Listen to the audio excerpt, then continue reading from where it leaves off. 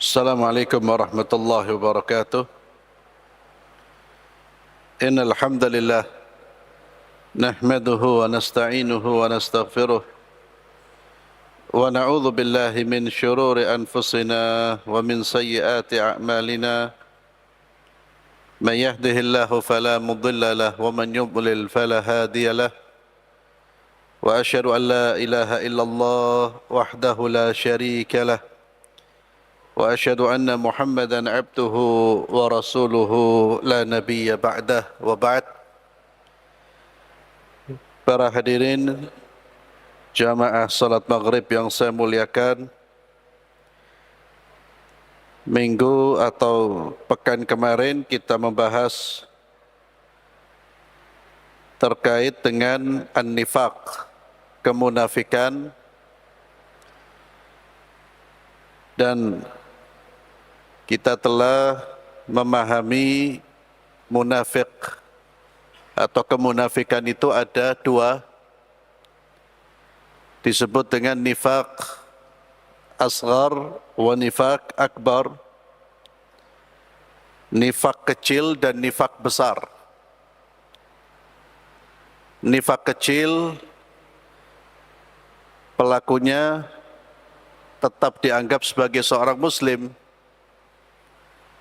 dan nifaq kecil ini artinya seorang muslim, orang yang beriman, tapi dia melakukan sebagian dari perilaku orang munafik.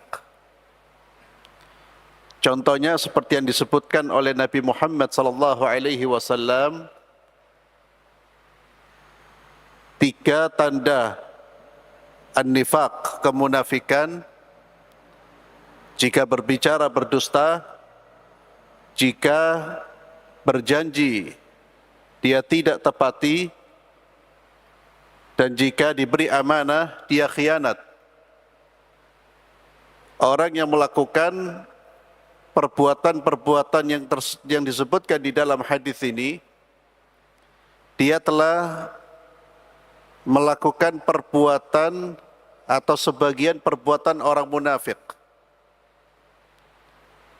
Akan tetapi orang yang melakukan perbuatan yang disebutkan di dalam hadis tadi tidak mengeluarkan orang tersebut dari Islam. Dia tetap dianggap sebagai seorang muslim. Kalau ada muslim tapi berdusta, atau muslim tapi khianat, selama hatinya masih menjaga keimanan, dia beriman betul-betul karena cinta Islam, maka perilaku kemunafikannya ini tidak mengeluarkan dia dari Islam. Itu disebut nifaqun amali atau nifaqun asghar, nifaq kecil. Nifaq yang kedua adalah nifaqun akbar, nifaq besar. Dan nifaq akbar inilah yang disebutkan di dalam Al-Quran. Jika kita mendengar, membaca Al-Quran berbicara tentang kemunafikan, yang dimaksud nifaqun akbar, orang-orang yang menyembunyikan kekufuran dan menampakkan keislaman. Inilah yang Allah sebut sebagai calon penghuni neraka paling bawah, orang-orang munafik. Secara zahir mereka memperlihatkan Islam, tapi secara batin mereka menyimpan kebencian terhadap Islam. Dan kebencian mereka ini akan terlihat dari sikap dan perbuatan. Allah Azza wa Jalla telah menyingkap sifat-sifat orang munafik. Sekalipun kemunafikan itu disimpan oleh pemiliknya, dia pasti akan memperlihatkan, menunjukkan kemunafikannya itu dari sikap dan perbuatan dia sehari-hari. Allah Azza wa Jalla menyebutkan sifat orang-orang munafik yang memiliki sifat atau memiliki kemunafikan besar. Ini yang disebutkan bukan sifat orang munafik yang memiliki kemunafikan kecil, nifakun asghar, bukan. Orang kalau terdapat di dalam dirinya sifat-sifat yang disebutkan ini, kalau terdapat di dalam dirinya sifat-sifat yang disebutkan ini, maka dia telah terkena penyakit kemunafikan, munafik yang besar. Dia termasuk orang munafik yang terancam dengan api neraka dan tempat di neraka yang paling bawah. Di antara sifat-sifat mereka, ini sebetulnya sebagian sudah kita bahas, sampaikan. Pada pekan yang lalu saya membaca beberapa sifat atau satu dari dua sifat. Yang pertama adalah mencela Allah, Rasulnya, atau mendustakan keduanya. Jadi kalau ada orang Islam tapi mencela Tuhannya atau mencela Rasulnya atau mendustakan ayat-ayat dan apa yang disampaikan oleh Allah dan Rasulnya, maka itu ciri orang tersebut terkena penyakit kemunafikan, atau orang tersebut adalah orang munafik nifaqun akbar. Demikian pula orang munafik yang nifaknya nifak besar terlihat dari sikap melecehkan Allah, melecehkan Al-Quran, melecehkan Rasulnya Muhammad sallallahu alaihi wasallam, mengolok-olok, merendahkan Allah, mengolok-olok merendahkan Rasul Muhammad sallallahu alaihi wasallam, mengolok-olok merendahkan Al-Quran, atau mengolok-olok merendahkan hukum-hukum Al-Quran, maka orang tersebut tidak lain dan tidak bukan adalah orang munafik. Karena tidak mungkin ada orang beriman, sekalipun imannya itu sedikit, kalau jujur dia berani mengolok-olok Allah dan Rasulnya, atau dia berani mengolok-olok hukum-hukum Allah, mencela hukum Allah. Maka tidak akan mungkin orang Muslim, mukmin mencela syariat, mencela aturan-aturan Allah. Tidak mungkin ada orang mukmin mengatakan bahwa menutup aurat, wanita menutup aurat yang tidak membuka apapun dari tubuhnya, itu adalah tradisi jahiliyah. Tidak mungkin ada orang mukmin mengucapkan itu. Atau dia melecehkan hukum terkait dengan aturan Islam dalam bermuamalah antara laki-laki dan perempuan. Dia melecehkan dengan mengatakan itu tradisinya orang-orang terbelakang, orang-orang jahil, bukan orang-orang modern. Orang-orang yang kalau duduk harus dipisah laki-laki dan perempuan. Dilecehkan itu. Padahal syariat Allah Azza wa Jalla. Kalau dia adalah orang yang baru masuk Islam, diberitahu. Kalau dia adalah orang yang jahil, diberitahu bahwa Islam melarang laki-laki dan perempuan ikhtilat, bercampur baur. Laki perempuan di sampingnya, apalagi sampai bersentuhan. Dan banyak pelecehan-pelecehan yang dilontarkan oleh orang-orang yang mengaku sebagai Muslim. Ada yang melontarkan tuduhan bahwa hukum potong tangan itu hukum jahiliyah. Itu hukum orang Badui. Padahal kita tahu hukum potong tangan itu termaktub di dalam Al-Quran Al-Karim dan berlaku sepanjang zaman. Mereka katakan hukum badui, hukum jahiliyah. Tak pantas diterapkan di era modern, tak pantas. Ya. Dan berbagai macam tuduhan-tuduhan. Ya. Itu pelecehan. Wa man ahsanu minallahi hukman. Kemudian di antara ciri orang munafik, nifaqun akbar, dia berpaling dari agama Islam, mencela ajaran agama, dan berupaya agar orang lain menjauh dari ajaran agama yang benar. Dia tidak mau kembali kepada hukum agama. Jadi mengaku Muslim, tapi berpaling dari agama Allah. Bahkan dia mengajak manusia untuk berpaling dari agama Allah. Berpaling dari syariat Allah, berpaling dari hukum Allah.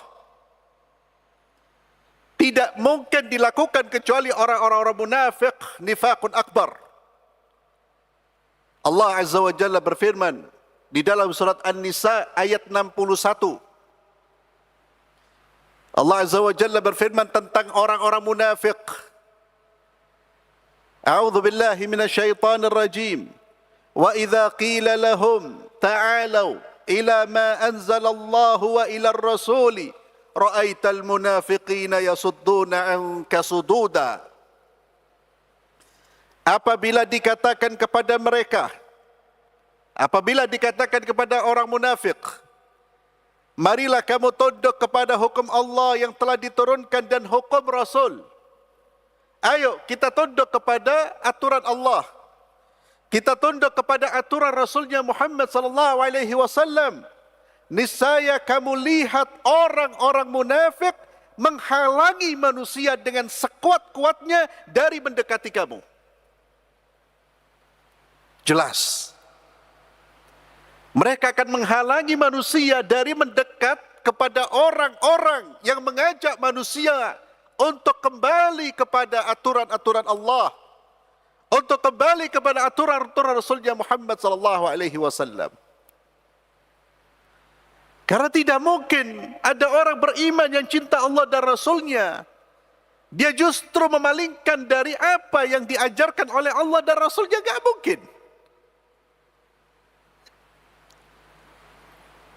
Maka pernyataan dirinya sebagai seorang Muslim itu bertolak belakang dengan sikapnya dia menentang apa yang diturunkan oleh Tuhannya, menentang apa yang disampaikan oleh baginda Muhammad sallallahu alaihi wasallam, dan dia ajak manusia untuk menjauh dari hukum Allah Subhanahu wa taala.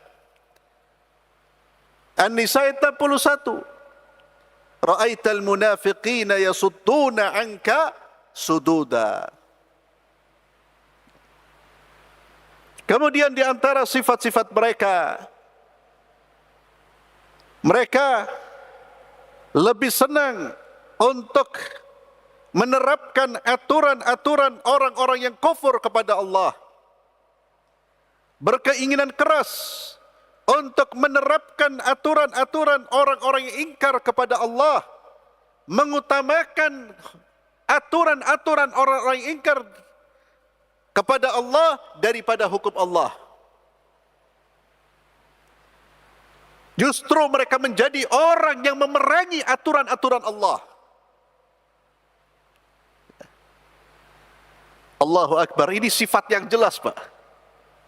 Maka seorang tidak akan bisa mengelak dirinya. Siapa dirinya? Allah tegaskan. Jika Anda melakukan ini, Anda seperti itu. Dan saya sangat disayangkan, sebagian saudara-saudara kita yang mengaku Muslim, justru dia berada di garda terdepan untuk memerangi aturan Allah. Amarahnya memuncak ketika mendengar ada aturan Allah diterapkan. An-Nisa ayat 60. Allah Azza wa Jalla berfirman, Alam tara ila alladhina yaz'umuna annahum amanu bima unzila ilayka wa ma unzila min qablika yuriduna an yatahakamu ila at-taghut wa qad umiru an yakfuru bih wa yuridu syaitanu an yudhillahum dhalalan ba'ida.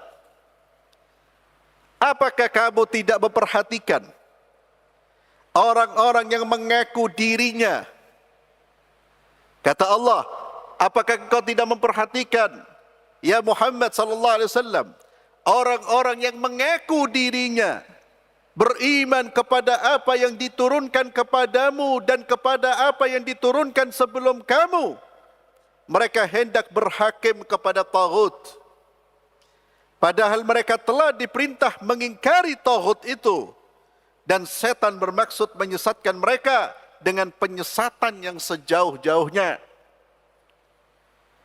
Allah katakan orang-orang yang mengaku beriman, ketika mereka diajak untuk kembali kepada Allah, untuk kembali kepada apa yang diputuskan oleh Nabi Muhammad sallallahu alaihi wasallam, mereka menolak, bahkan mereka beralih. Dan ini ikhwani fillah, ayat ini sebagian ahli tafsir menyebutkan asbabun nuzul, peristiwa yang melatar belakanginya, di mana ketika ada pertikaian, yang bertikai salah satunya ketika diajak untuk menemui Rasulullah sallallahu alaihi wasallam, dia tidak mau. Dia justru ingin orang kufur, ya, atau dukun dan semisalnya yang memberi keputusan. Jangan Rasulullah.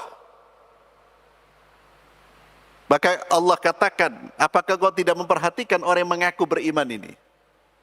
Maka imannya dianggap sebagai hanya pengakuan.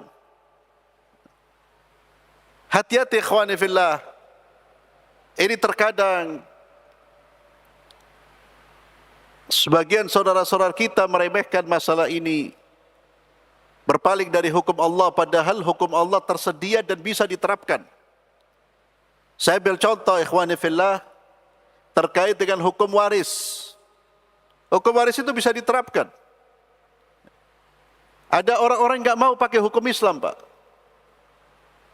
Dia minta diputuskan dengan keputusan selain dari keputusan Allah dan Rasulnya. Padahal Allah dan Rasulnya telah memutuskan keputusan yang terkait dengan hukum-hukum warisan. Orang seperti ini berbahaya. Padahal ada Quran, ada tuntunan, dan itu bisa diterapkan, tapi dia tidak mau. Dia lebih memilih keputusan-keputusan yang lain yang tidak berdasarkan Al-Quran dan Sunnah. Ini sangat berbahaya, dan itu menunjukkan ada kemunafikan di dalam dirinya. Termasuk hukum-hukum yang lain, ya. Ada aturan-aturan Allah dan Rasulnya. Bagi seorang Muslim dia harus tunduk. Tapi ketika dia mengabaikan itu dan memilih yang lain, ini sangat-sangat berbahaya. Bisa merusak akidahnya, bisa merusak imannya, bisa merusak agamanya. Walaupun dia sholat, walaupun dia haji, bisa rusak. Dan biasanya orang berpaling dari hukum Allah, itu biasanya karena menganggap apa yang Allah putuskan itu tidak adil bagi dia. Hukum yang lain lebih adil, lebih bermaslahat. Salah satu contohnya adalah masalah warisan. Ada itu orang Islam, Pak. Walaupun mungkin jumlahnya, ya setahu saya ada beberapa menolak. Saya tidak mau. Ketika terjadi pertikaian, saya tidak mau. Ini pembagian seperti ini karena saya bekerja, karena saya ini, karena saya ini, karena saya ini. Saya tidak mau dikasih satu bagian. Ya. Dia tolak. Dia cari hukum-hukum yang lain yang sesuai dengan seleranya, selera nafsunya. Maka Allah katakan mereka, maka dan setan bermaksud menyesatkan mereka dengan penyesatan yang sejauh-jauhnya. Kemudian di antara sifat orang-orang munafik yang kemunafikannya adalah nifakun akbar, kemunafikan yang besar, adalah membenarkan aliran-aliran yang merusak dan mengajak orang lain merusak akidah. Dia benarkan. Aliran sekulerisme dia benarkan. Itu aliran yang bagus. Yang memisahkan agama dengan dunia, itu aliran yang bagus. Atau aliran-aliran isme-isme yang jelas-jelas bertentangan dengan Islam, dia benarkan, bahkan dia ajak manusia untuk menganut aliran tersebut. Orang seperti ini adalah orang munafik. Apakah mungkin orang yang hatinya penuh dengan keimanan kemudian mengajak manusia untuk menganut satu faham yang bertentangan dengan keimanannya?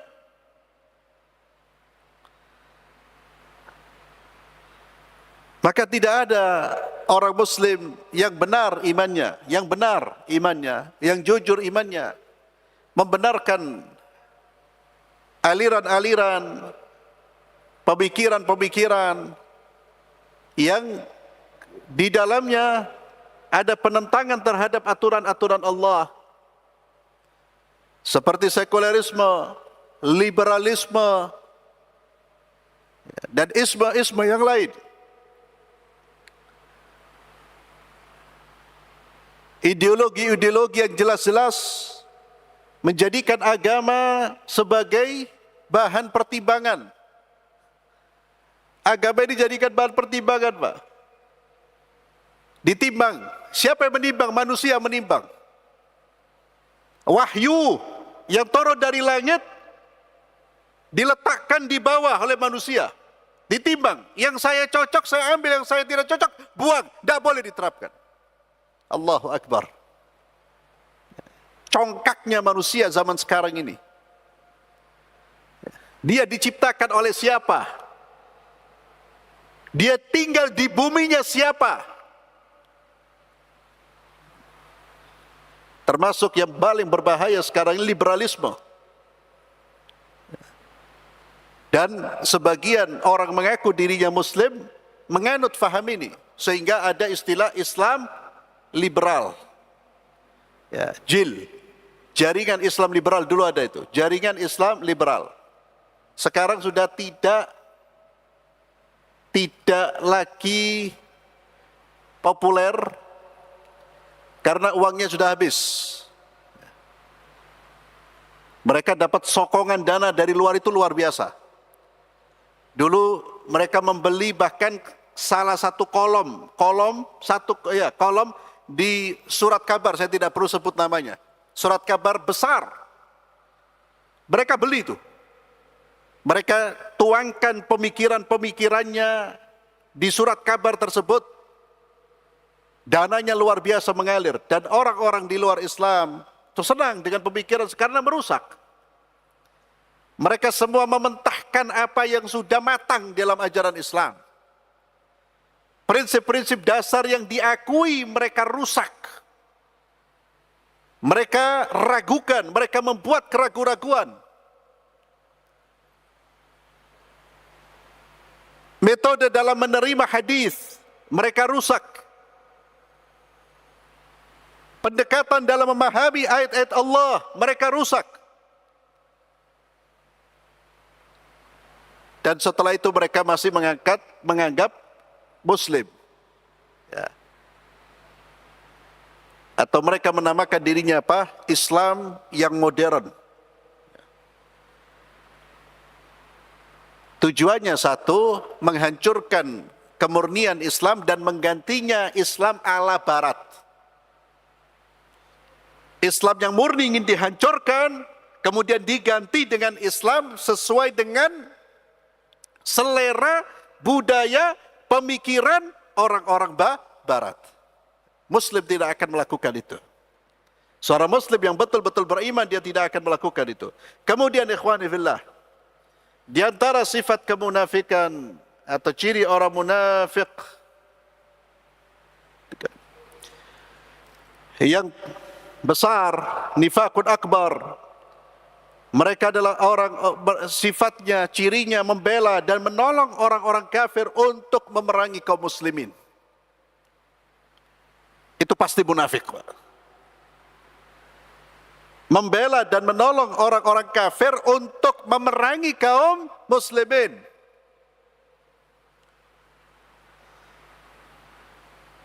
Kenapa mereka membela orang-orang kufar? Karena hakikatnya mereka kufur kepada Allah, tapi mereka sembunyikan. Namun ketika ada panggung untuk menampakkan kekafirannya, mereka akan ambil kesempatan tersebut. Di antaranya ketika umat Islam diperangi, dia akan menunjukkan sikap keberpihakannya kepada orang-orang kafir. Maka kalau hari ini ada yang membela Zionis, dia tidak mungkin mukmin. Ada yang membela Zionis, Yahudi, yang membantai umat Islam, yang membantai kaum muslimin dengan pembantaian yang begitu keji, yang oleh pemerintah Barat yang katanya apa? Demokratis. Apalagi? Manusia, humanis. Semua slogan itu kadzab, slogan-slogan dusta. Naam, rakyatnya sebagian marah, tapi tokoh-tokohnya dusta. Dan itu kalau sampai ada orang Islam yang masih mengatakan mereka demokratis, humanis, ada Muslim yang wallahu alam pandangan dan telinganya apakah terus terbuka apa tidak. Ketika ada berapa orang dari mereka, umpamanya ada tindakan yang tidak benar dari sebagian kaum muslimin, mereka anggap itu teror, ya. Tidak hanya itu, mereka menyerbu negara yang katanya melindungi terorisme, diserbu habis-habisan. Saat ini ketika Zionis menyerbu dan membantai dengan pembantaian yang belum pernah ada dalam sejarah, semuanya diam. Itu yang negara-negara kufurnya. Maka kalau ada orang mengaku muslim, dia membela orang-orang kafir dalam memerangi umat Islam, maka dia adalah seorang munafik yang kemunafikannya adalah nifakun akbar. Perhatikan firman Allah di dalam surat Al-Maidah ayat 51-52.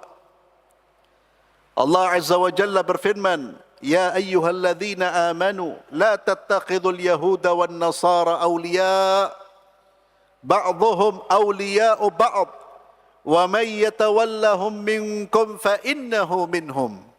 Innallaha la yahdil qaumadh dhalimin."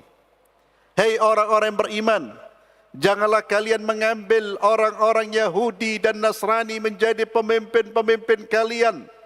Sebagian mereka adalah pemimpin bagi sebagian yang lain. Barang siapa di antara kalian mengambil mereka menjadi pemimpin, maka sesungguhnya orang itu termasuk golongan mereka. Ayat ini ma'asyiral muslimin terkait dengan orang-orang kufar yang memerangi agama Allah, yang memerangi syariat Allah, yang memerangi Nabi Muhammad sallallahu alaihi wasallam. Siapa yang berkiblat kepada mereka, berkoalisi dengan mereka, mengangkat mereka sebagai pemimpin, dia termasuk golongan mereka. wa may yatawallahu minkum fa innahu minhum. Dan dia termasuk orang-orang yang zalim. Fatara alladhina fi qulubihim marad yusari'una fihim yaquluna nakhsha an tusibana da'irah fa'asa Allahu an ya'tiya bil fathi aw amrin min 'indihi fayusbihu 'ala ma asarru fi anfusihim nadimin.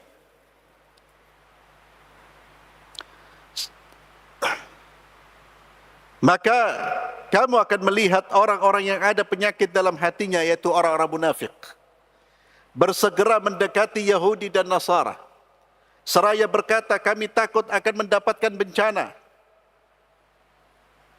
Mudah-mudahan Allah akan mendatangkan kemenangan kepada Rasulnya atau sesuatu keputusan dari sisinya. Maka karena itu mereka menjadi menyesal terhadap apa yang mereka rahasiakan dalam diri mereka. Ya, mereka merahasiakan kekufuran.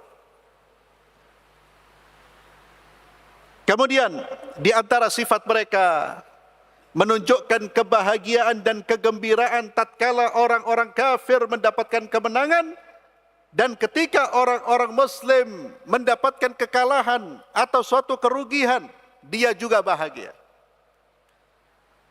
Senang ketika orang kafir menang. Ketika umat Islam berada dalam keterpurukan, kekalahan, dia lebih senang itu. Allah Azza wa Jalla berfirman di dalam surat Al-Imran ayat 119, 120. Silakan dilihat. Kemudian di antara sifat-sifat mereka, mereka mencaci maki dan mencela para ulama dan orang-orang beriman yang benar. Ulama-ulama, orang-orang beriman yang mengajak manusia ke jalan Allah. Itu adalah bagian dari strategi mereka untuk menjauhkan manusia dari agama Allah. Mereka serang para pembawa agama tersebut. Mereka jatuhkan kehormatannya. Dan tentunya yang dimaksud di sini adalah ulama-ulama yang benar. Ulama-ulama yang menyampaikan Al-Quran dan Sunnah. Orang-orang munafik tidak akan diam, Pak. Itulah cara mereka menjauhkan manusia dari agama Allah. Demikian pula strategi orang-orang kafir Quraisy untuk menjauhkan manusia dari Rasulullah SAW. Mereka kemudian mensifati Rasulullah dengan berbagai macam sifat-sifat keburukan, agar apa yang disampaikan oleh Rasulullah SAW itu mereka menolaknya. Agar apa yang disampaikan oleh Rasulullah tidak mereka terima. Rasulullah dituduh tukang sihir, Rasulullah dituduh pendusta, Rasulullah SAW dituduh berbagai macam tuduhan. Atau bisa lihat di dalam surah Al-Baqarah ayat 13, surat At-Taubah ayat 79. Ini di antara ikhwani fillah sifat-sifat orang-orang munafik yang memiliki yang kenifakannya adalah kenifakan besar. Dan siapa di antara kaum muslimin yang memiliki sifat-sifat seperti ini, hendaknya dia bertaubat kepada Allah, memperbaharui imannya, memperbaharui ketakwaannya, memperbaharui keislamannya. Orang yang melecehkan Allah dan Rasulnya, melecehkan ajaran-ajaran Allah dan Rasulnya, memalingkan manusia dari ajaran Allah dan Rasulnya, bergembira dengan kemenangan orang-orang kafir atas kaum muslimin, membantu orang-orang kafir memerangi kaum muslimin, ini merupakan perbuatan-perbuatan yang merusak, dan itu merupakan ciri orang tersebut adalah orang munafik nifaqun akbar yang Allah ancam dengan neraka yang paling bawah. Ja'alanallahu wa iyyakum minal mu'minin al-muttaqin. Barakallahu fikum. Kita akhiri dengan doa kafaratul majlis. Subhanakallahumma bihamdik, asyhadu an la ilaha illa anta astaghfiruka wa atubu ilaik. Assalamualaikum warahmatullahi wabarakatuh.